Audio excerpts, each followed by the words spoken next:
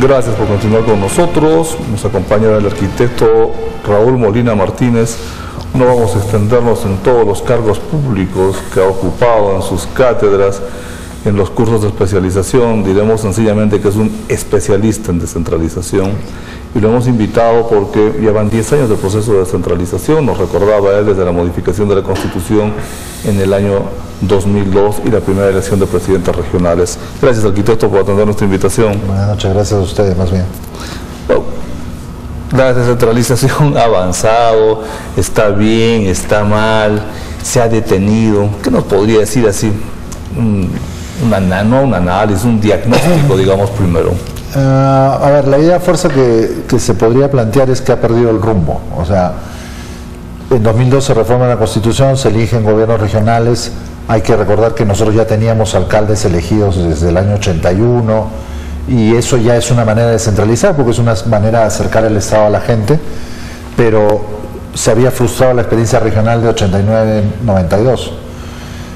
Hasta el referéndum del 2005 de integración de departamentos en regiones, que Arequipa fue el único departamento que votó a favor,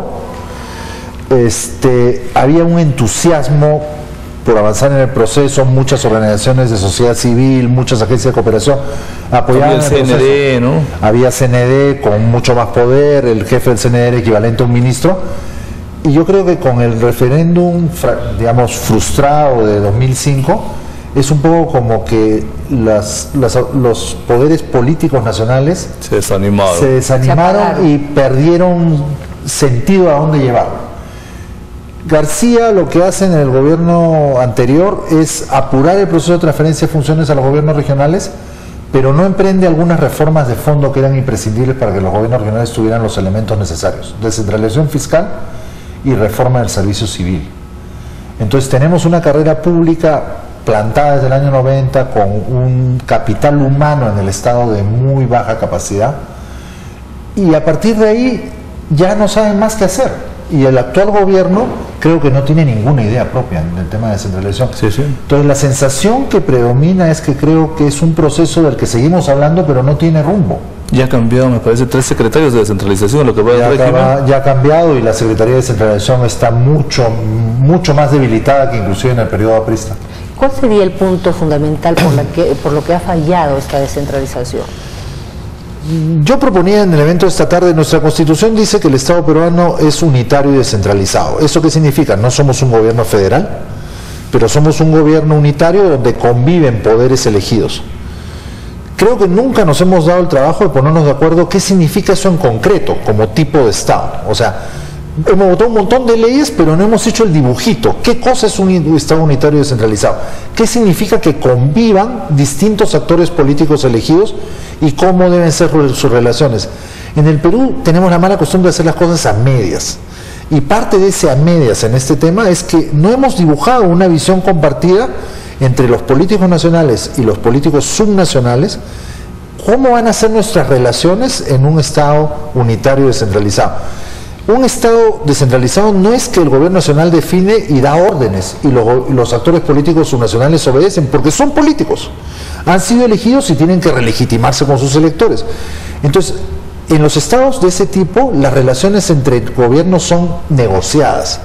Y en el Perú no nos gusta negociar en canales institucionales, nos gusta dar órdenes porque todos nos creemos dueños de nuestro pequeño imperio. Claro, el pequeño feudo, ¿no? De nuestro pequeño feudo, aunque sea de este tamaño, ¿no? Y todos tenemos clientes también acá. Así es. Entonces, tenemos una democracia de instituciones muy débiles, con mecanismos muy poco claros de relación entre los actores políticos.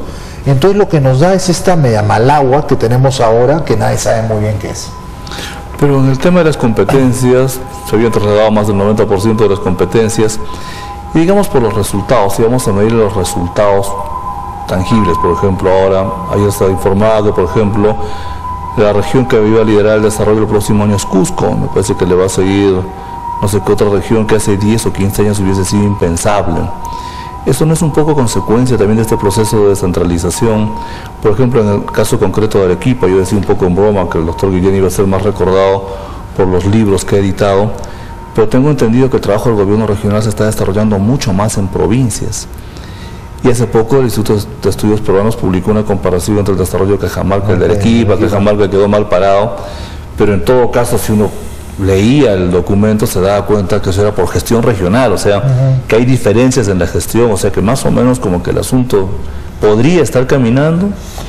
A ver, siempre va a haber diferencias, todos los departamentos no son iguales en la madurez de sus instituciones, y una cosa que es clave: el desarrollo no es un producto solo de la acción del Estado. El desarrollo es un producto de la suma de la acción del Estado más las del sector privado. Los gobiernos regionales y en general en todo el mundo los gobiernos intermedios tienen un papel de articular. ¿Qué significa? Tienen que articular el Estado verticalmente, el nacional con los municipios, y también horizontalmente tienen que articular la sociedad regional. O sea, y desde ese punto de vista es correcto que un gobierno regional no se concentre en la capital del departamento, sino en todo el territorio. Un alcalde, por definición, solo ve su pedacito. Su pedacito, sí. Y el gobierno nacional está muy lejos para ver los detalles. Por eso los gobiernos intermedios son como una especie de lente de aumento para el nivel nacional para poder articular lo local. Porque las empresas prosperan localmente, las personas viven localmente, pero necesitamos gobiernos que construyan políticas que fomenten mercados regionales, que fomenten corredores económicos, y ese papel que están haciendo los gobiernos regionales lo hacen con muchas limitaciones, pero lo están haciendo, y los resultados desiguales se notan en algunos departamentos.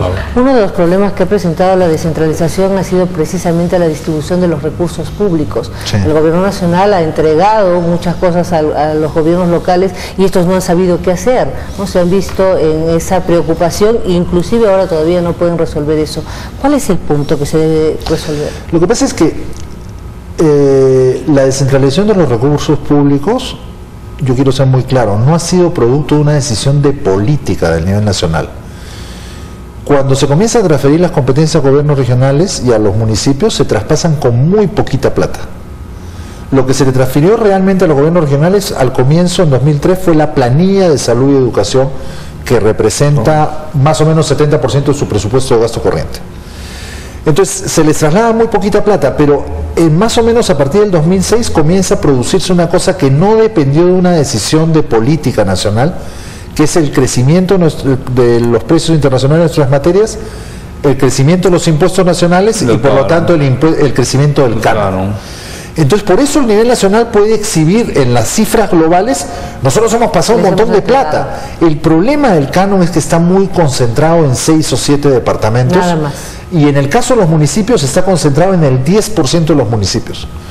Entonces, yo no digo que hay que suprimir el canon, lo que pasa es que hay que tener una política expresa para compensar a los gobiernos que no tienen canon. El gobierno nacional lo ha hecho, pero lo ha hecho con mecanismos que no son predecibles para los gobiernos. O sea, todos los años los departamentos que tienen menos canon o no tienen, negocian con el MEF la plata que le van a dar.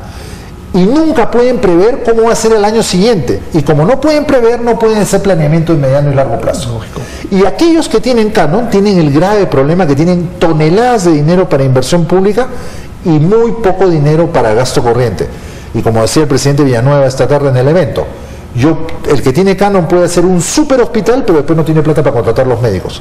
Es lo que ha pasado, se ha visto. Entonces, ese es el absurdo, porque no estamos dispuestos a enfrentar un diálogo nacional de cómo distribuimos más racionalmente la plata. Dentro de la estructura real del Estado y del poder en el Perú, esto dependería del Ministerio de Economía y Finanzas. Pero que el Ministerio de Economía y Finanzas al servicio... O sea, con otra visión. Con otra visión, porque dispuesto también, a que sus políticas no solo sea el criterio de economía y finanzas, sino también entren las prioridades sociales y los criterios políticos, porque las sociedades se construyen de decisiones racionales de economía, pero también de decisiones políticas. Políticas, básicamente. Así se construyen los países. Hay otro asunto, el lugar común, porque en Lima el centralismo siempre acusa, no saben ejecutar en provincias, no saben ejecutar, pero cuando uno ve las cifras desastrosas que se han dado a conocer de defensa e interior, que son...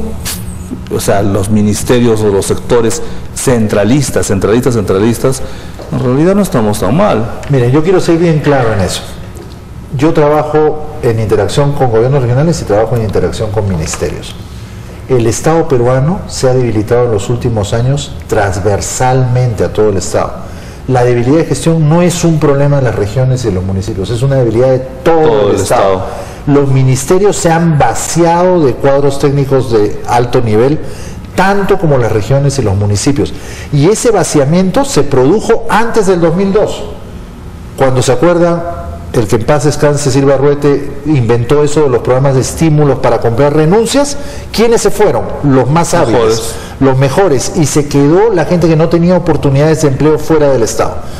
Y además en los 90 se congeló la carrera pública, y con eso lo que hicimos fue viciar todos los mecanismos de ingreso al Estado. Muy bien, ha sido una panorámica muy ilustrativa. Podríamos hablar horas del tema. Gracias, arquitecto, por haber estado con nosotros. Muchísimas gracias. Gracias a ustedes, cuando regrese una visitadita. Por supuesto, siempre será bienvenido. Encantado. Muy bien.